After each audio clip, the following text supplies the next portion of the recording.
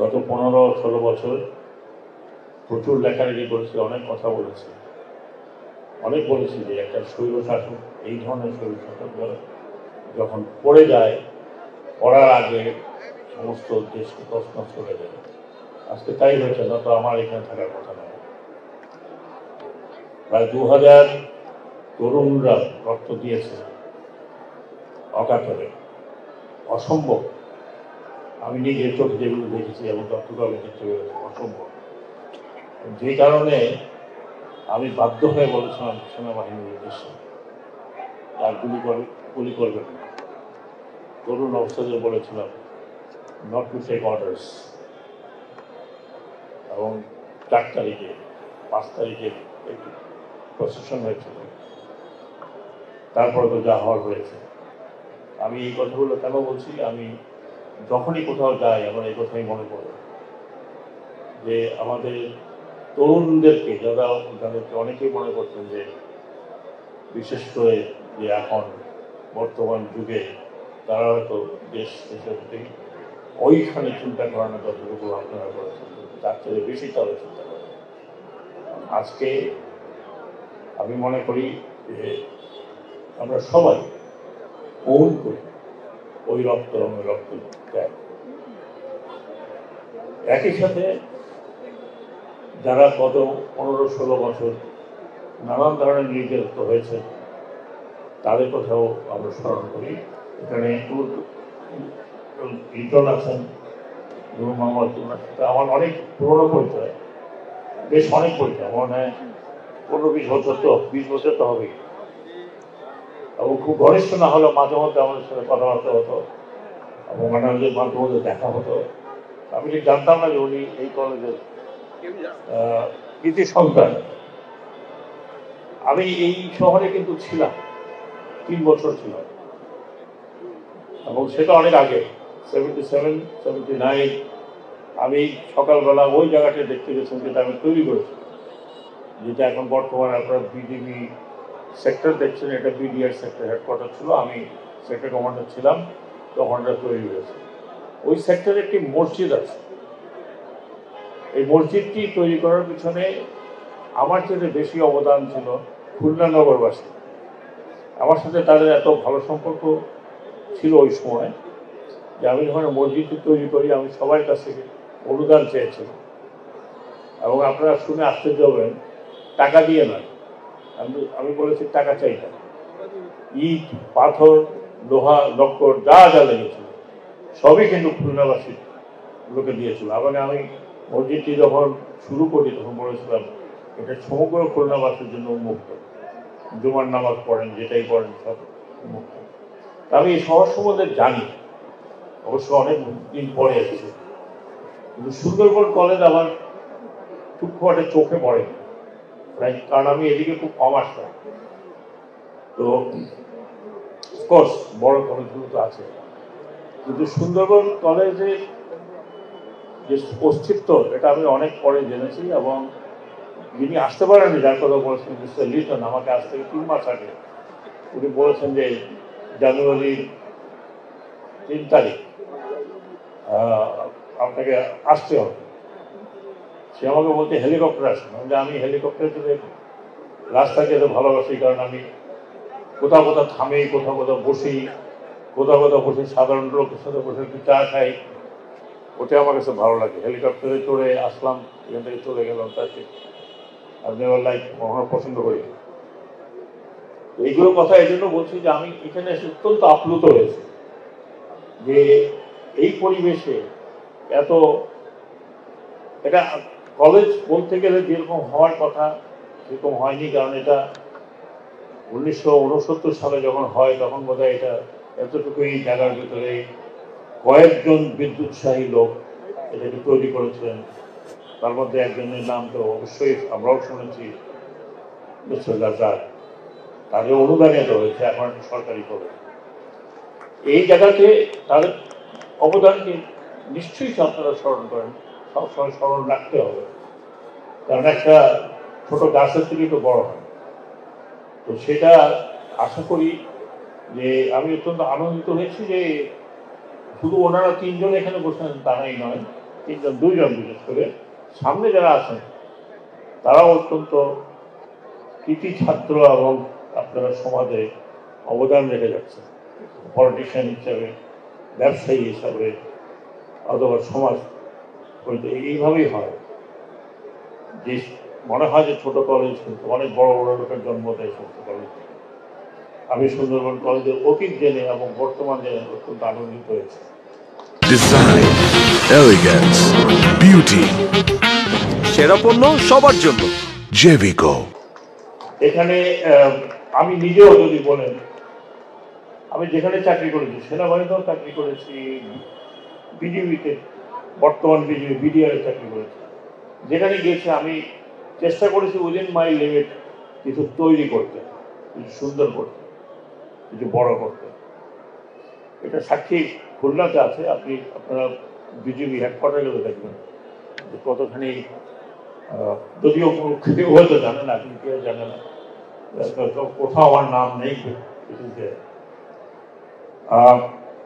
আমি মংলা পোর্টের চেয়ারম্যানের, যেহেতু আমি সরাসরি ওই মন্ত্রণালয়, আমি মংলা পোর্টের চেয়ারম্যানকে আজকে বলেছি সকালবেলা যে এক সময় এখানে মংলা পোর্টের অফিস ছিল, যেই অফিসে মাধ্যমে আমি তো তখন অন্যভাবে দেখেছি যে অফিসের মাধ্যমে এখানে যারা পোর্টের সংক্রান্ত ব্যবসা করত, শিপিং এর সাথে যারা ব্যবসা, এজেন্ট হিসাবে যারা ব্যবসা, স্টিভেডের হিসাবে যারা ব্যবসা, তাদের ব্যবসা কেন্দ্র ছিল কিন্তু মংলা পোর্টের অফিস।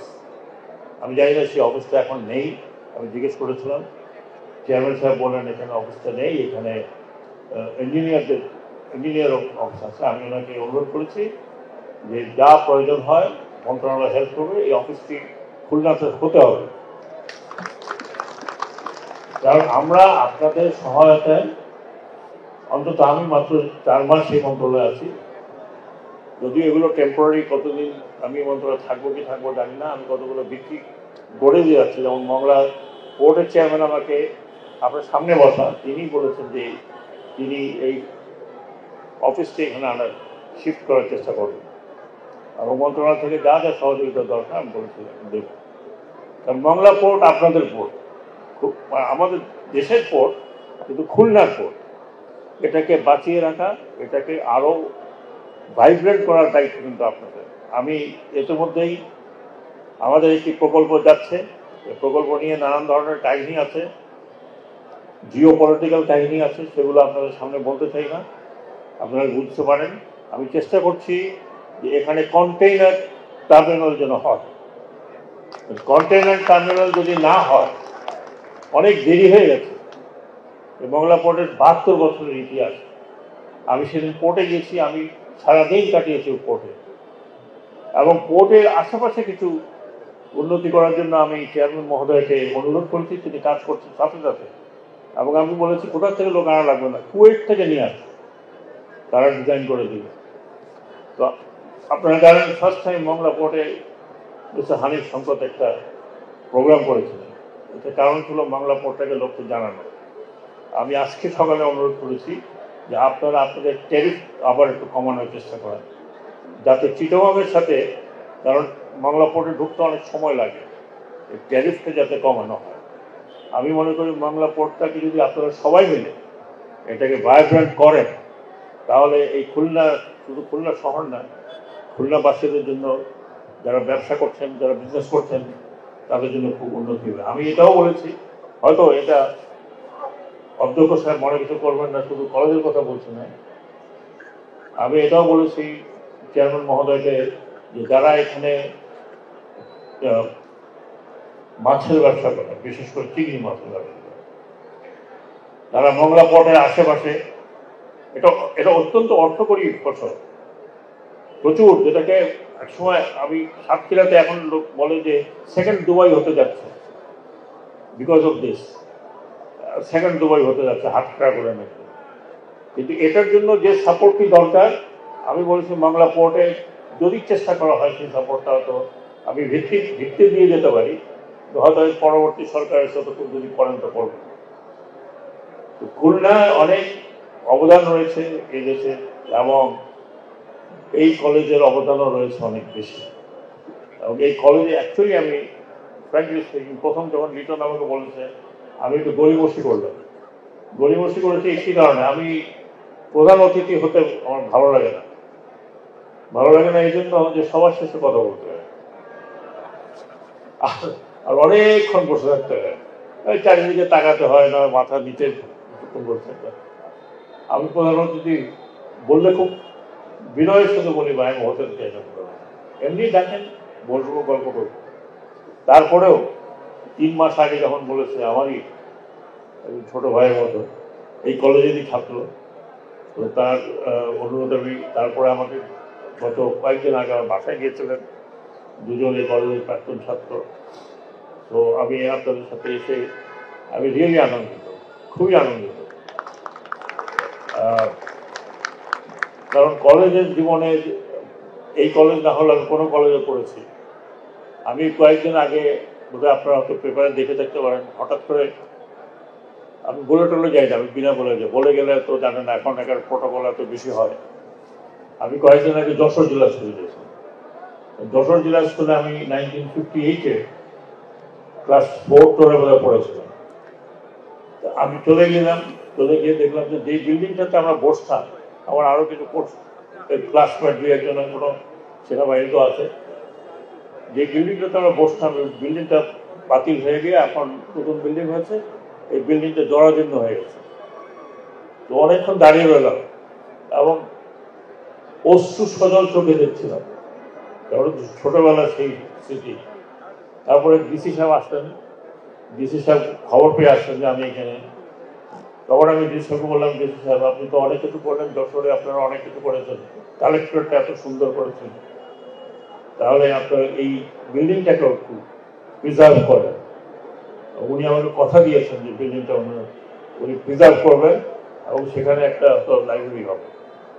আমি যে কথাটা বলছি, লিটন আমার ছোট ভাইয়ের মতো, যদিও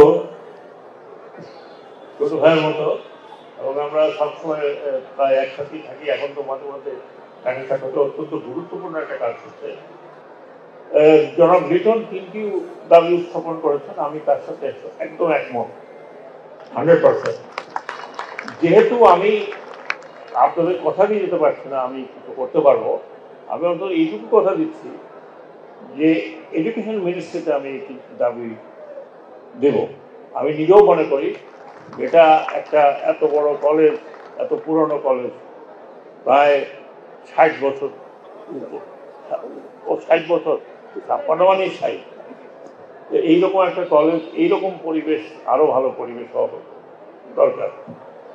এবং আপনারা যেটা পিছনে বললেন যে 32% জায়গা, এটা যদি খাস জায়গা হয় তাহলে তো ডিসি মহোদয় এখানে আসেন এবং প্রশাসন এখানে প্রাইভেট হয়ে গেছে। প্রাইভেট হয়ে গেলে আপনাদেরকে এটা তো সরকারিভাবে এক্সচেঞ্জ হবে অথবা কিনতে হবে। এটা হয়তো আপনারা তাদের সাথে কথা বলতে পারেন এবং এটার জন্য ফান্ডের প্রয়োজন হয়, সেটা সরকারিভাবে এত এত ফান্ড আমরা তছনছ করেছি, এতটুকু ফান্ড আমরা শিক্ষার জন্য দিতে পারবো না, আমার মনে হয় না। আমি মিত্রকে বলবো যে প্লিজ আমাকে একটু লিখিত দেবে, বা এখনই যদি লিখিত দেন, আমার পিএস এখানে আছেন, তার হাতে দেন। আমি ওয়াহিদুদ্দিন মাহমুদ সাহেবের ব্যক্তিগতভাবে এই দাবিগুলো বলবো। নিশ্চয়ই এই কলেজের সম্প্রসারণ প্রয়োজন। সর্বশেষে আমি আপনাদেরকে আবার অভিনন্দন জানাচ্ছি, প্রচুর অভিনন্দন জানাচ্ছি।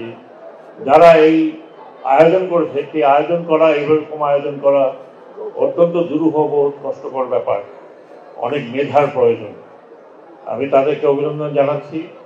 আমি কলেজ কর্তৃপক্ষকে অভিনন্দন জানাচ্ছি এই আয়োজন করার জন্য। আমি যারা এখানে আমাকে দারোভানা দিয়েছেন সেই বিএনসিসি ক্যাডেটদেরকে অভিনন্দন জানাচ্ছি, অত্যন্ত সুন্দর, অত্যন্ত চৌকস ছিলেন তারা। আরো অভিনন্দন জানাচ্ছি দেশের এই শহরের অগণিত মানুষকে, যারা এই কলেজে ডেফিনেটলি কন্ট্রিবিউট করবেন এবং এই কলেজের উন্নতি সাধন করবেন। আমি বিশেষ করে অত্যন্ত কৃতজ্ঞ যে আপনারা আমাকে এখানে